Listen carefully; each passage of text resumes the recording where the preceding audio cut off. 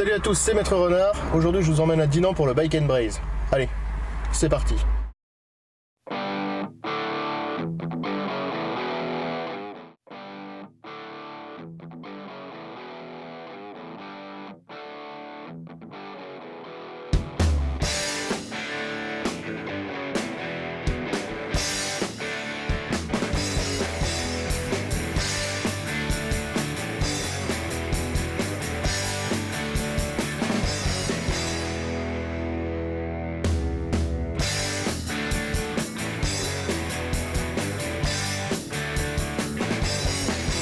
If you feel rock bottom and you feeling bad, or if your life is shitty, gonna get you down, or if you just feel like going out at night, I know what you need, well I got what you need. Let's have a drink. Let's have a drink. Oh, let's have a drink. Let's have a drink.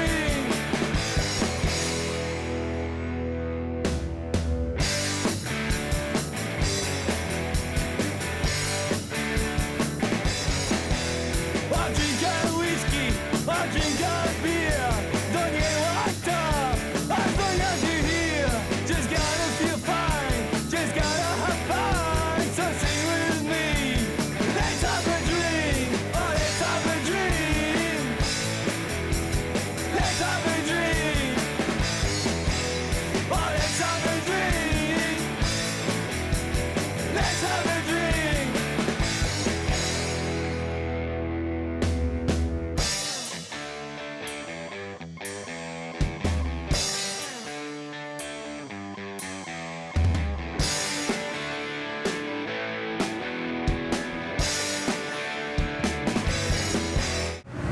Alors cette année c'est nouveau, le Bike and Braze a changé de place, il n'est plus dans le centre-ville de Dinan, il se trouve maintenant sur l'hippodrome. Et alors la nouveauté cette année, c'est que comme on est à l'extérieur de Dinan, on a la place pour avoir un circuit de dirt track. Et ça, j'ai hâte de voir à quoi ça ressemble. Allez, viens avec moi.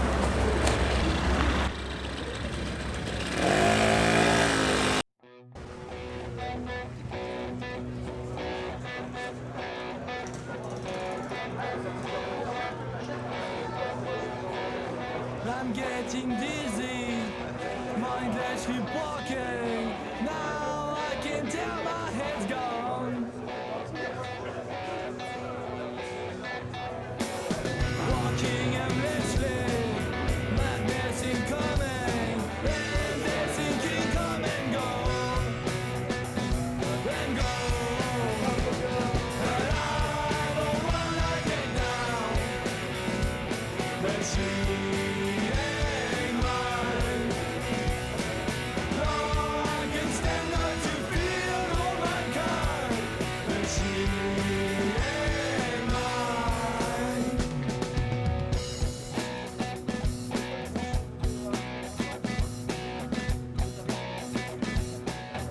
Alors le Bike and Braze, qu'est-ce que c'est?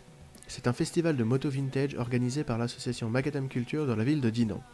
On y fête la moto custom et la culture vintage qui y est associée. On y trouve donc des motos anciennes, dans leur jus ou préparées, ou des motos modernes, préparées soit en café racer, en scrambler ou en chopper. Et on y trouve aussi quelques préparations inclassables, comme ce magnifique tricycle à moteur Moto Guzzi.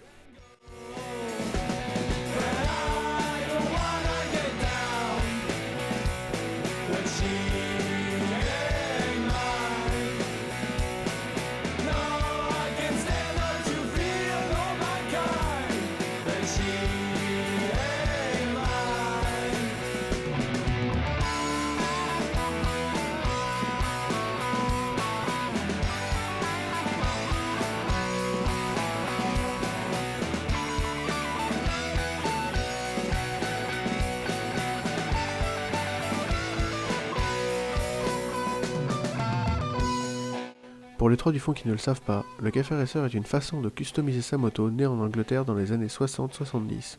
Le principe était simple, rendre sa moto performante en engageant le moins de frais possible.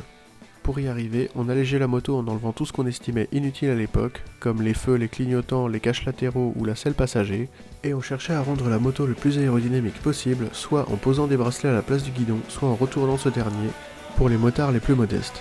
Par cette méthode, le pilote était plus couché sur la moto, ce qui lui conférait une moins grande prise au vent, et donc plus d'aérodynamisme.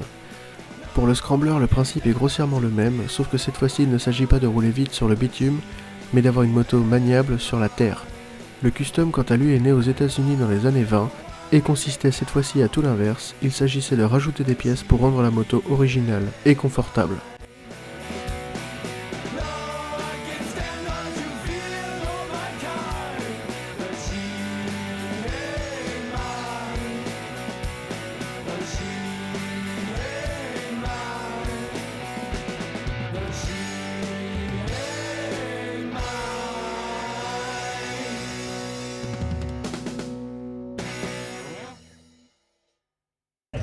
Ah oui, puis je vous ai pas dit, il y a mes copains de Smash Out aussi aujourd'hui.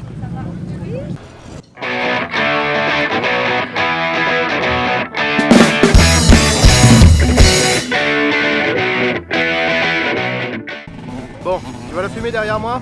Ça, c'est le circuit de Dirt Track. Allez, viens avec moi, on va aller voir ce que c'est.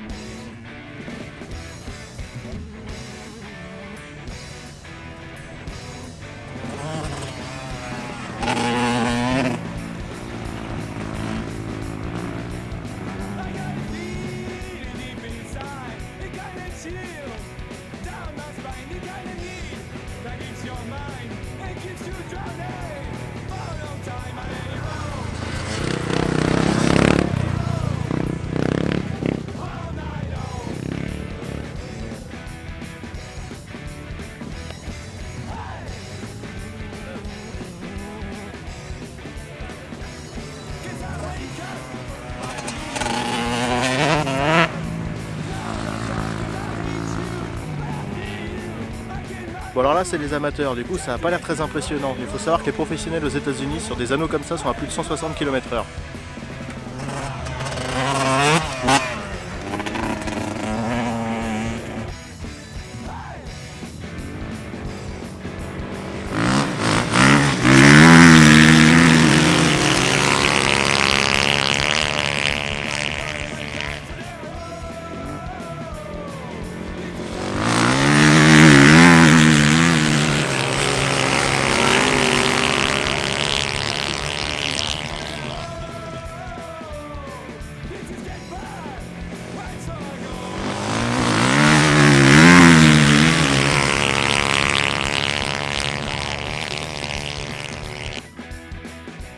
Alors le dirt track c'est quoi? C'est des cinglés en fond de 5ème, sur un anneau en terre, sans frein avant et avec des pneus dissymétriques adaptés au tracé qui tournent systématiquement à gauche. Le principe étant d'avoir de la motricité plutôt que de la puissance, les motos utilisées sont légères et souvent dotées d'un monocylindre ou d'un bicylindre en ligne ou en V.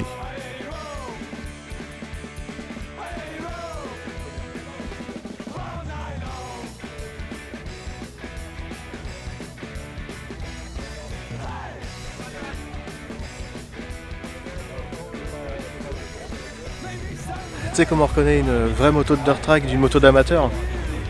C'est simple, sur la moto d'amateur, il y a un frein à l'avant.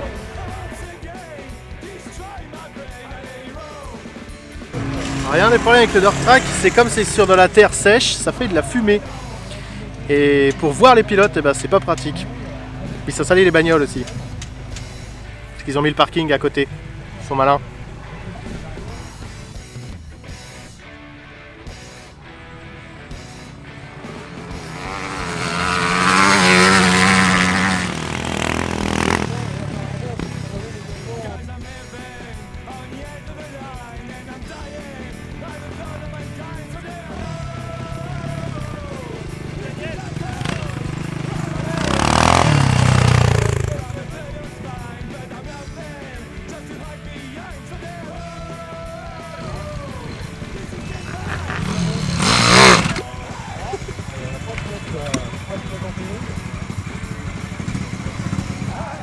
Aïe aïe aïe aïe aïe aïe aïe aïe.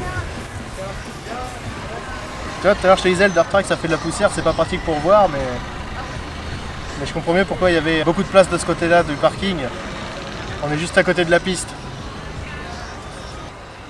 Bon, on va la nettoyer, c'est pas grave. Bon alors du coup, conclusion de la journée, je suis agréablement surpris par la qualité de ce 4ème Bike & Braze.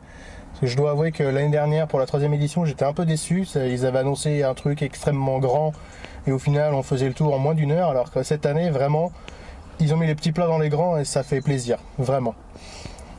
Du coup, j'ai découvert le dirt track, c'était vachement chouette. Ça m'a salopé ma voiture, mais c'était vachement chouette. Les préparateurs qui étaient présents cette année n'étaient pas les mêmes que l'année dernière. Donc déjà, il y avait pas mal de nouvelles préparations, il y avait pas mal d'amateurs qui avaient ramené la leur. Et du coup, vu ce qu'ils nous ont sorti cette année, j'ai hâte à l'année prochaine. J'espère que ce sera au moins aussi bien.